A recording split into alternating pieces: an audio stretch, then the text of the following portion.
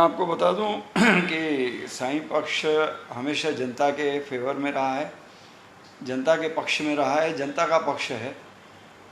तो साईं पक्ष ने कल जो महासभा है, कल की महासभा में ये मुद्दा आया था कोलब्रो का स्पष्टीकरण के लिए और बाकी बातों के लिए कि भाई इनको आगे का काम बढ़ा के दिया जाए, ये कर दिया जाए। तो हमने उस मुद्दे पे अपनी बातें जो हैं महासभा में रखी। पहली बात तो ये ठेका कोलब्रो को देना ही नहीं चाहिए था।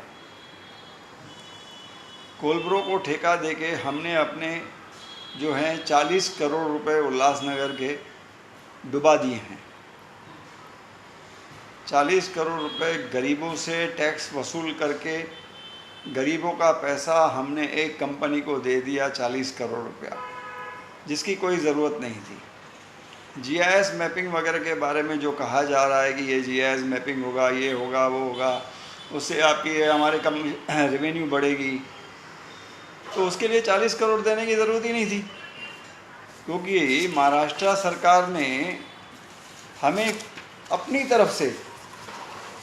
तरफ से जो है S2 इन्फोटेक इंटरनेशनल नाम की कंपनी को महाराष्ट्र सरकार ने करीबन 400 नगर पालिका और महानगर पालिका का जीआईएस मैपिंग करने के लिए अपने खर्चे पे, महाराष्ट्र सरकार के खर्चे पे अपॉइंट किया। तो ये कंपनी ने उल्लासनगर महानगर पालिका को कई बार अप्रोच किया कि हमें डिटेल दो, हमको ये इन्फॉर्मेशन चाहिए, वो इन्फॉर्मेशन चाहिए। तो दुर्भाग्यवश हमारे कारपोरेशन ने उनको कोई भी इन्फॉर्मेशन नहीं दी, उनको अटेंड ही नहीं किया, एंटरटेन ही नहीं किया,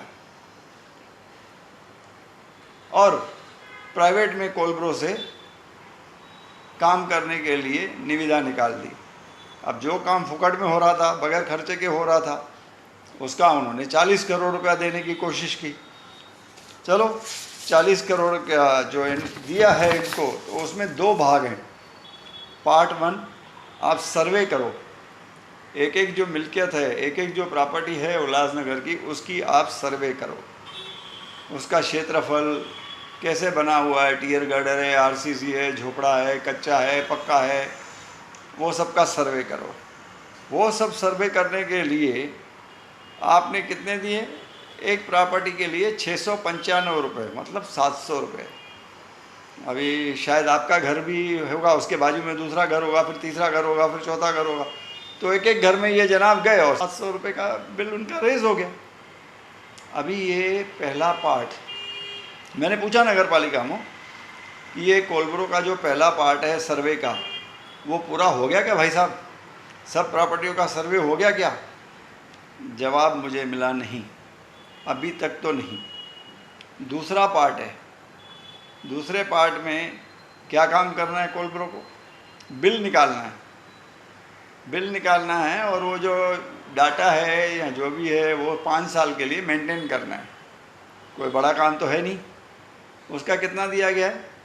हर प्रॉपर्टी का 155 रुपया, 155, 155 रुपया, 155 ये दिया, 695 वो दिया, तो कमाल है। 850 रुपया आपने दे दिया एक प्रॉपर्टी का। और जब पहला भाग, पार्ट पहला कंप्लीट नहीं हुआ है, तो दूसरा पार्ट आप कैसे दे रहे हो उनको? मैंने सुना है गए 3 साल से वो दूसरे पार्ट की बिल्डिंग भी उन्होंने शुरू कर दी। मतलब जो पार्ट पूरा होने के बाद उनको मिलना चाहिए था काम, वो बगैर पूरा होके उन्होंने पार्ट 2 का काम भी शुरू कर दिया, 155 रुपये वाला। अब ये डिटेल आपके पास कहाँ से आए भाई? आपने जो दूसरा पार्ट बिल्डिंग वगैरह शुरू कर दिया, वो डिटेल आए कहाँ से आपके पास? मैं आपको बता दूं कि इसके पहले भी नगर पालिका बिल निकालती थी। नगर पालिका को एबीएम कंपनी का सॉफ्टवेयर है, खरीदा हुआ सॉफ्टवेयर है, नगर पालिका का खुद का सॉफ्टवेयर है, जिसके आधार पर बिलिंग होती थी। और आज भी जो बिलिंग हो रही है, कोलब्रो कर रही है, वो एबीएम का डाटा लेके बिलिंग कर रही है। पहले वो होता था 9 रुपये में, बिल प्रिंट करना, डिस्ट्रीब्यूशन, ये वो सब 9 रुपये में। और सॉफ्टवेयर तो अपना ही था, ABM का खरीदा हुआ था। तो अभी भी सॉफ्टवेयर वही है, कोलब्रो उसका यूज़ कर रहा है। कोलब्रो को क्या अधिकार है ABM का सॉफ्टवेयर चोरी करके यूज़ करने के लिए? कोई अधिकार नहीं है। किसने दिया उनको ये सॉफ्टवेयर? किसने परमिशन इनको दी है यूज़ करने की? सॉफ्टवेयर कॉरपोरेशन का 9 रुपये की जगह पे 155 रुपये, 155 रुपीज़ लिए जा रहे हैं 3 साल से। मुझे लग रहा है 3 साल से ये काम चालू है, और बगैर कमिश्नर के अनुमति के उनको पेमेंट भी शुरू हो गया है। अभी वो तो देखिए, आप पत्रकार हैं, इसका आप अंदाज़ा लगा सकते हैं, आपने दुनिया देखी है। इसके बारे में मैं और क्या कहूँ आपको, इतना तो मैं आपको बता रहा हूँ। आप तो तीसरी आंख हैं इस शहर की। अपनी बातें रखी, मुझे उम्मीद है कि कमिश्नर साहब इसके ऊपर ध्यान देंगे। कमिश्नर IAS कमिश्नर है, पढ़ा लिखा है, जानकार है। मुझे लगता है वो गरीबों का पैसा ऐसा नहीं गवाएगा, वो इन बातों पे ध्यान देगा।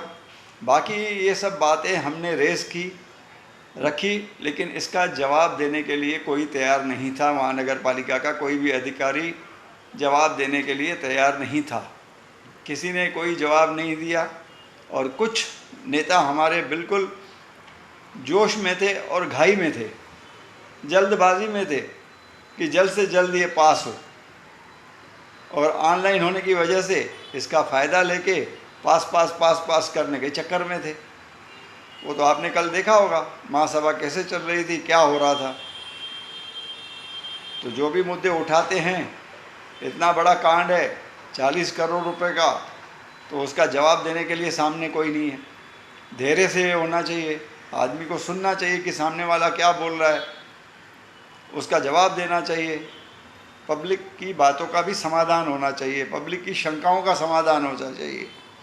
हमको जो चुन के देती है पब्लिक देती है, हम ट्रस्टी हैं पब्लिक के, तो हमारा काम है उनकी हकों का हिफाजत करना।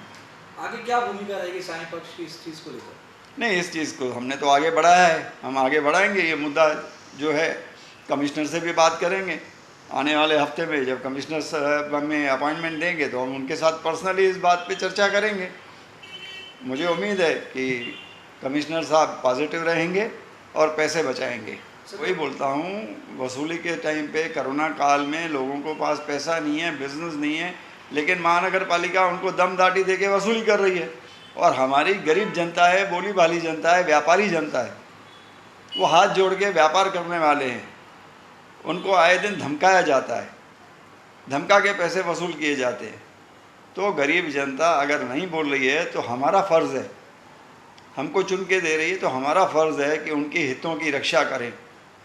तो मैं सबसे निवेदन करूंगा, चुने हुए प्रतिनिधियों से भी, नेताओं से भी और सोशल वर्कर से भी, सबसे मैं निवेदन करूंगा, विनती करूंगा कि इस मुद्दे पे आगे बढ़े, एक साथ आएँ, एक साथ नहीं आएँ तो भी इस मुद्दे को लें और जनता के हितों की रक्षा करें। मुझे आपकी बात सुन के हंसी आ रही है कि जीवन जी साईं पक्ष के नेता हैं। वो ज़माना दूर चला गया।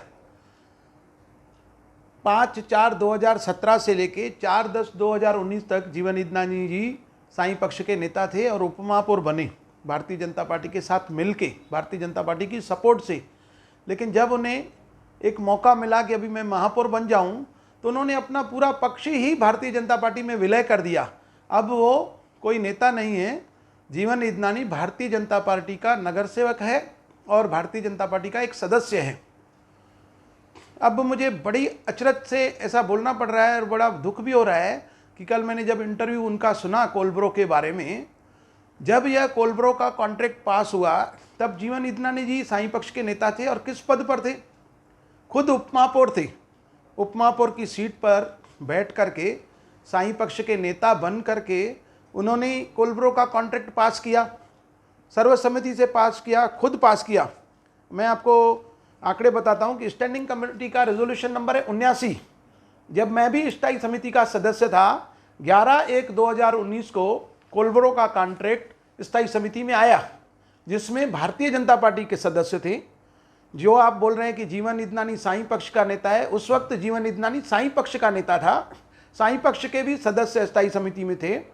शिवसेना के सदस्य थे, सभी पक्षों के सदस्य थे, और सभी पक्षों के सदस्यों ने कोलब्रो को समझ करके, प्रशासन से पूरा समझ करके इसको सर्वसम्मति से पास किया। किसी का भी विरोध नहीं था। हमारे आयुक्त जी ने उस वक्त बताया था कि कोलब्रो का काम जब पूरा होगा, और जब महाराष्ट्र शासन भी जो बोल रहा है कि इस वक्त यह करना अनिवार्य है, इसके बगैर आपको ग्रांट भी नहीं मिलेगी क्योंकि आप पैसे बढ़ा नहीं रहे हैं, सिर्फ खर्चे बढ़ा रहे हैं, तो जीआईएस मैपिंग करना अनिवार्य है। तो हमें कमिश्नर ने बताया था कि 100 करोड़ से ज़्यादा प्रति वर्ष का लाभ होगा। तब हमने जीआईएस मैपिंग को मान्यता दी थी सर्वसम्मति से, जिसमें जीवन ईदनानी जी भी थे, वो साईं पक्ष भी पूरा था। अब विषय आया कि इसकी काम चालू हुआ, कोलब्रो का काम चालू हुआ, जीआईएस मैपिंग चालू हुई। जीआईएस मैपिंग करते करते जब 50% तक काम हो गया, तो हम लोगों ने, जिसमें जीवन ईदनानी जी भी थे, साईं पक्ष के लोग थे, भारतीय जनता पार्टी थे, शिवसेना के हमारे सदस्य थे, उस वक्त हमारी महापौर भी थी भारतीय जनता पार्टी की, तब हम लोगों ने उनको कहा कि हमें एक प्रेजेंटेशन दिखाइए। प्रेजेंटेशन में हमें बताइए कि आज तक जो कोलब्रो ने काम किया है उससे जो आयुक्त बोल रहे थे 100 करोड़ फायदा होगा, तो अभी तक जो 50% का काम हुआ है उसमें क्या क्या सामने आया। तब स्थायी समिति के अंदर, स्थायी समिति के सभागृह में एक कोलब्रो का प्रेजेंटेशन हमारे प्रशासन ने रखा था, जिसमें खुद जीवन ईदनानी जी भी प्रेजेंट थे, मैं भी था, और कई पक्षों के घटनेता थे, महापौर, उप महापौर थे, स्थायी समिति सभापति थे, सब लोग थे। जब प्रेजेंटेशन दिखाया गया तो सब लोगों को चक्कर आ गए। चक्कर क्या आ गए कि जो गरीब लोग हैं, जो झोपड़ों में रह रहे हैं, जो गरीब लोग हैं, जो बैरकों में रह रहे हैं, गरीब लोग हैं जो छोटे छोटे फ्लैट में रह रहे हैं, वो तो अपनी पूरी टैक्स भर रहे हैं, वो कोई टैक्स चोरी नहीं कर रहे। कोलब्रो ने बताया कि झोपड़पट्टी में रहने वाला हर व्यक्ति टैक्स बराबर भर रहा है, उनकी माप बराबर लिखी है। 200 फुट का झोपड़ा तो 200 फुट लिखा है, 350 फुट की बैरक है तो 350 लिखा है, छोटे फ्लैट में रहने वाले लोग 400 फुट वाले 400 फुट लिखा है। लेकिन कुछ ऐसे चोर शहर में हैं, बड़े बड़े चोर, जिनको पॉलिटिशियन की शरण प्राप्त है, जिनकी माप 600 फुट लिखी हुई है और ओरिजिनल माप है 6000 फुट, किसी की माप 1800 फुट लिखी हुई है और ओरिजिनल माप है 5000 फुट। ऐसे कई आंकड़े इस बुक के अंदर हैं जो उस वक्त हमें मिला, और जब हमने ये अभ्यास किया तो 40 करोड़ रुपए की वृद्धि हो रही थी टैक्स में एक साल में।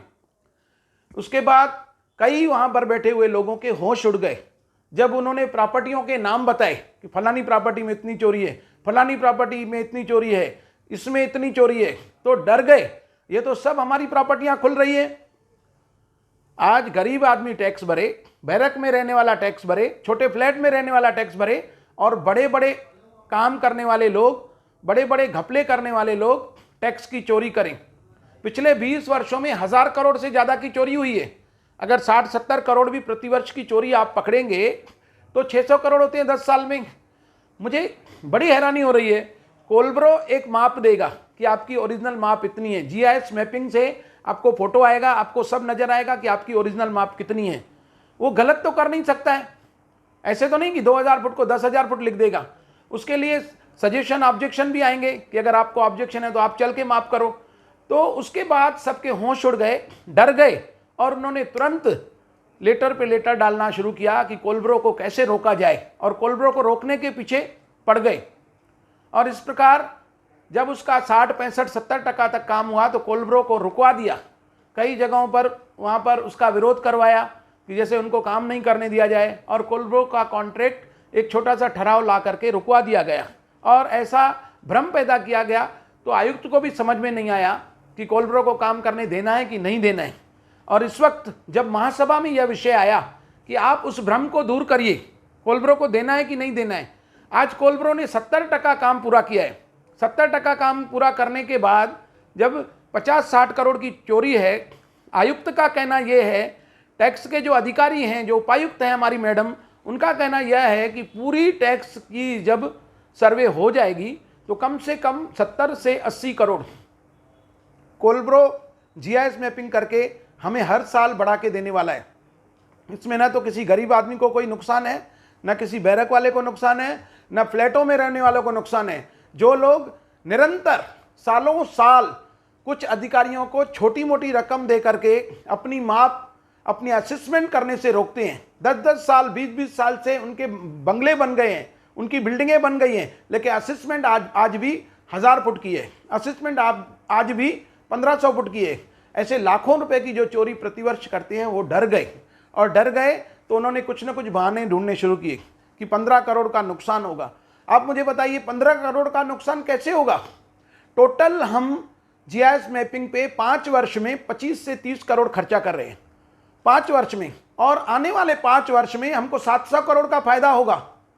हर साल 70 करोड़, 5 सालों में 350-400 करोड़ फायदा होगा, 10 साल में 700 करोड़ का फायदा होगा। तो कोलब्रो अगर GIS मैपिंग करके सही रिपोर्ट देती है और चोर लोगों के ऊपर दंड लग रहा है तो इसमें गलत क्या है? मुझे समझ में नहीं आया कि खुद बैठे हुए हैं कुर्सी पर, खुद कोलब्रो को मंजूरी दी है, सर्वसम्मति से सब पास किया है, लेकिन जब रिजल्ट आ गई सामने कि अब हमारी प्रॉपर्टियां अटकेंगी, तब आकर के उनको रोकना, तब आकर के बोलना कि कोलब्रो गलत है, कोलब्रो से नुकसान होगा। और आज अगर हम उसका कॉन्ट्रैक्ट भी रद्द कर रहे हैं तो क्या हमें उसको पैसा नहीं देना पड़ेगा? सभी ने सर्वसम्मति से पास किया है, उन्होंने काम किया है, उन्होंने बिल भेजे हैं, उन्होंने रिपोर्ट दी है, उन्होंने अपनी रिपोर्ट प्रेजेंटेशन की है।